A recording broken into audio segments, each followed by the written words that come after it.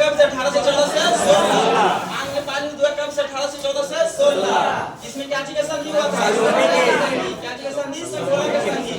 सुन लीजिए 1814 से 16 संगोला के संधि। संगोला भी होता है और साला भी होता है, दोनों नंबर सेम लगता है, घबराना नहीं है। साला भाई में आंग्ल मराठा युद्ध प्रथम हुआ था, जो बारन हिस्ट्री के कार्यकाल में हुआ था 1775 से 1782, जिसमें शुरुआत 1775 में सोरठ की संधि के तहत किया गया था और अंत 1782 में सालाबाई की संधि के तहत किया गया था। लेकिन यह है संगोला, वो है सालाबाई, घबराना नहीं है, दोनों मिलान करने में गलती करता था।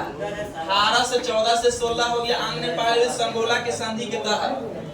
सुनिए अब आगे चल के आइए पिंडारियों का काम ब्रिटिश ने किया था।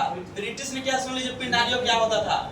क्या होता था ना कि पिंडारी लोग लुटेरा होता था।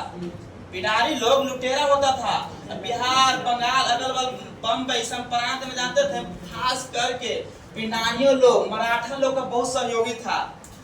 पिंडारियों लोग मराठा लोग का बहुत सहयोगी था और लुटेरा के सब काम करने में मदद करता था, जिससे ब्रिटिश को बड़ी क्षति था। लुटेरा लगता था तो काम करने में, फैक्ट्री खोलने में, उसमें भी इसका लॉस जाता था।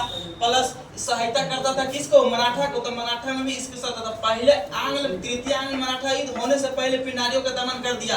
पिंडारियों का दमन 1800 से 1619 के बीच में ही आता है, ऐसा कोई अच्छी नहीं है।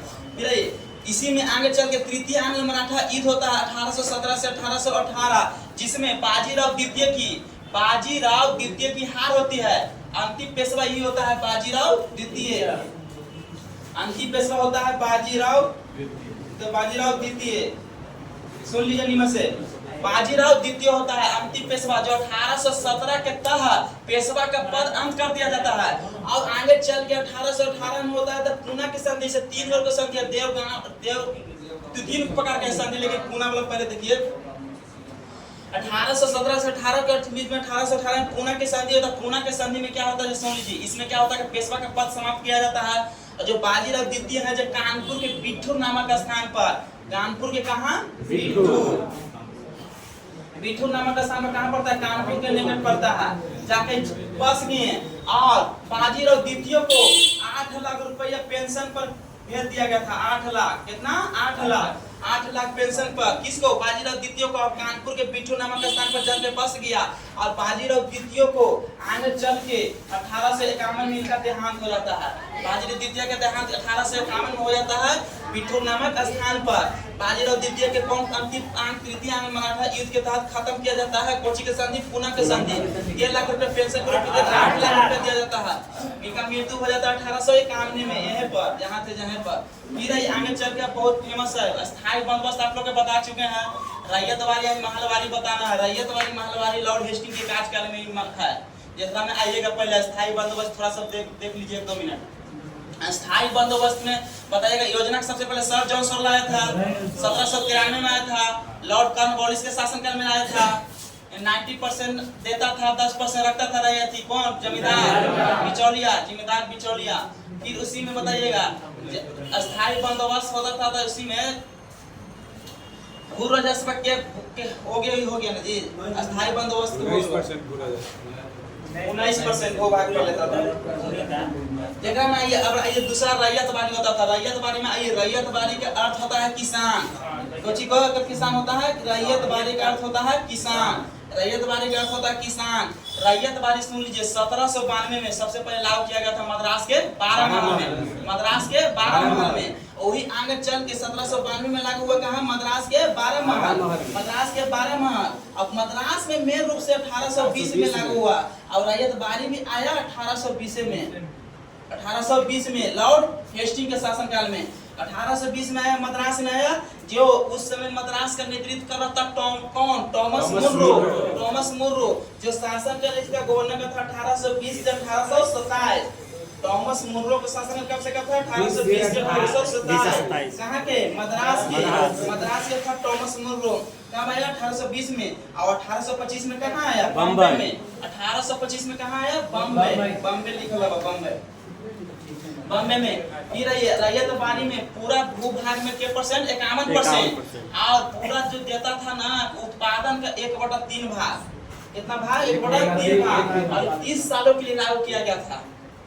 रैयत वाली कितना सालों के लिए? 30 सालों के लिए। लागू के परसेंट पर 51% पर आया कब? 1820 में। कितना भाग पर? 1/3 भाग। किस साल के लिए? 30 साल के लिए। इसको जनक किसको बोला जाता है? टॉमस मुनरो टॉमस मुनरो या कैप्टन रीड को। टॉमस मुनरो कैप्टन रीड को क्या बोला जाता है? रैयत वाले का जनक। सबसे पहले 1792 में मद्रास में आया। कहां में आया? मद्रास में। मद्रास के 12 महल। फिर मद्रास मेनली 1820 में आया। उस समय का गवर्नर कौन था? टॉमस मुनरो का शासन का 1820 से 1827। फिर 1825 में कहाँ आया? बम्बई। कहाँ आया? बम्बई आया। कहाँ आया? बम्बई आया। रैयत बारी का अर्थ क्या होता है? रैयत बारी में सुन लीजिए, रैयत बारी में बिचौलिया नहीं होता था। रैयत बारी में बिचौलिया नहीं होता था, लेकिन अस्थायी बंदोबस्त में बिचौलिया होता था। कौन? जमींदार। कौन? जमींदार। इसमें जानते हैं किसान से डायरेक्ट लिया जाता था टैक्स 1%। 1/3 भाग उत्पादन का जितना पूर्वजस होता था ना, 1/3 भाग। आप दीजिएगा उत्पादन तो आप जमीन बेच भी सकते हैं। अब इसमें रूल था कि आप इसका पालन कर रहे हैं तो आप जमीन का अधिकार आप बेच सकते हैं, लेकिन इसका पालन आप नहीं कर रहे हैं तो आपको उस पर अधिकार नहीं है जमीन पर। हाथ हड़प लिया जाता था ब्रिटिश लोग। फिर इन्हीं के एक ही चक्कर में आइए, ये हो गया इतना समझ गए। अब आइए रैयत बारी हो गया, महलबारी आइए। रैयत बारी का किसान, अस्थायी बंदोबस्त का जमींदार, अस्थायी बंदोबस्त का जमींदार। फिर एकरे में आगे चल गया। अब इतना तक हो गया बना। बाबा आगे लॉर्ड एमहार्ट ये बताएंगे वैसे। बर्मा युद्ध जो फेमस है, कहो आंग्ल बर्मा युद्ध हुआ था 1824 से 26।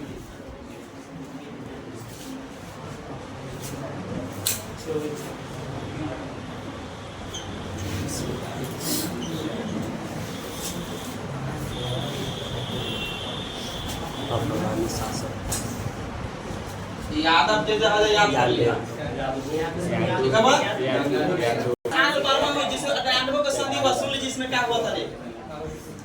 1824 में जब कहानी सुनिए पहले। 1824 में क्या हुआ था ना कि आंग्ल बर्मा युद्ध से स्टार्ट हुआ, ठीक ना? आज 2 वर्ष के लिए चला, 1824 से 26 के बीच में। तो उसी में क्या हुआ था ना कि बैरकपुर के सिपाही था, यूपी में पड़ता था बैरकपुर के सिपाही। उसको बोला ब्रिटिश ईस्ट इंडिया कंपनी ने कि आप बर्मा बंगाल के रास्ते होके जाइए। तो बंगाल के रास्ते होके जाता था तो महासागर समुद्र के पार होके जाना पड़ता था। उस समय के कानून उस समय बना था हिंदू धर्म के लिए कि महासागर और पार करना हमारे हिंदू धर्म के खिलाफ है, हिंदू धर्म के खिलाफ है। अर्थात बेलौर के सिपाही विद्रोह बताया था ना 1806 वाला। 1806 में बताया ना बेलौर के सिपाही की कलवानी छुची पहनता था, टीका लगाता था, भी करता था। वही की है एकरा में कहता था हिंदू धर्म के विरोध जाता था, मैं खिलाफ जाता था। तो वही क्या हुआ ना 1824 ईस्वी में, 1824 ईस्वी में बैरकपुर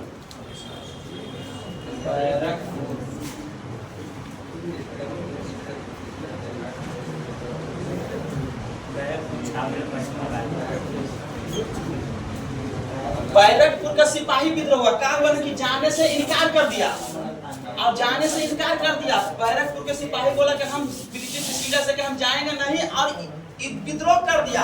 कब? 1824 में। कब? 1824 में। अब पूछेगा कि बैरकपुर का सिपाही विद्रोह कब हुआ? 1824। बैरकपुर का सिपाही विद्रोह कब हुआ? 1824। आंग्ल बर्मा युद्ध हुआ 1824 से 26। रांची का संधि, बैरकपुर का सिपाही विद्रोह क्यों हुआ था?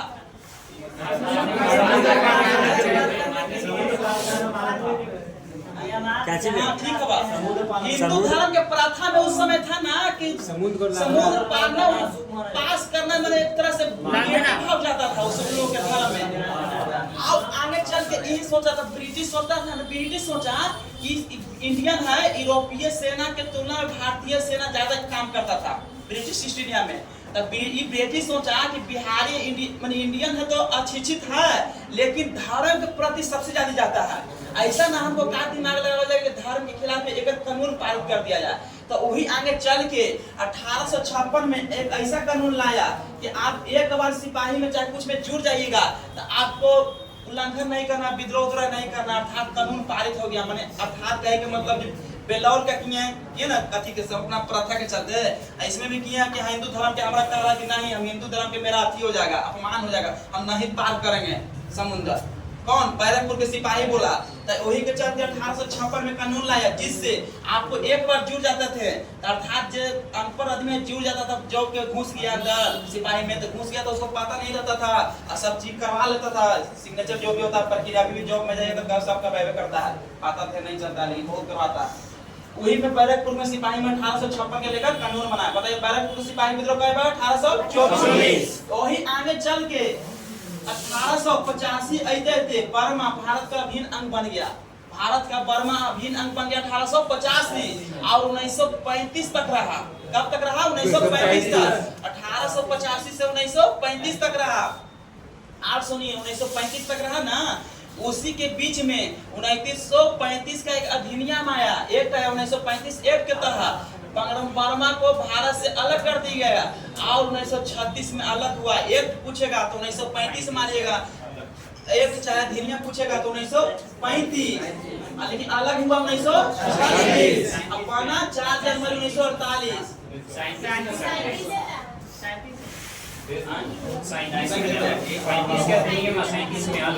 कंफर्म तो देख लीजिएगा ठीक है इसको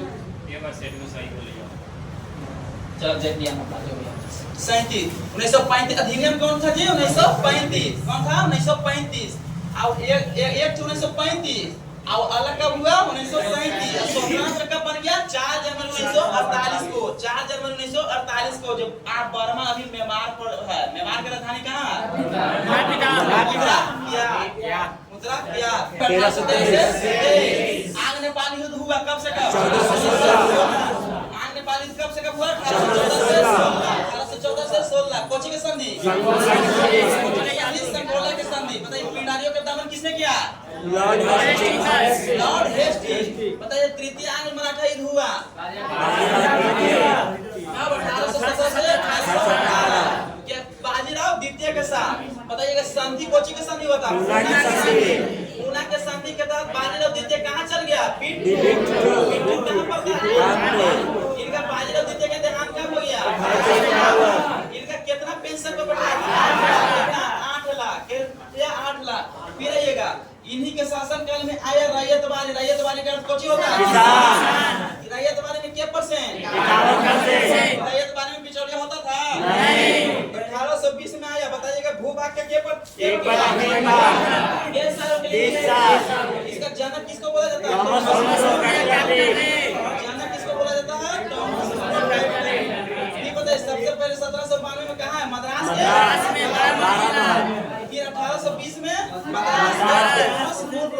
मद्रास के टॉमस मुरो फिर 1825 में 1825 में बम्बई। रैयतवाड़ी का अर्थ कुछ होता है किसान कुछ होता है किसान।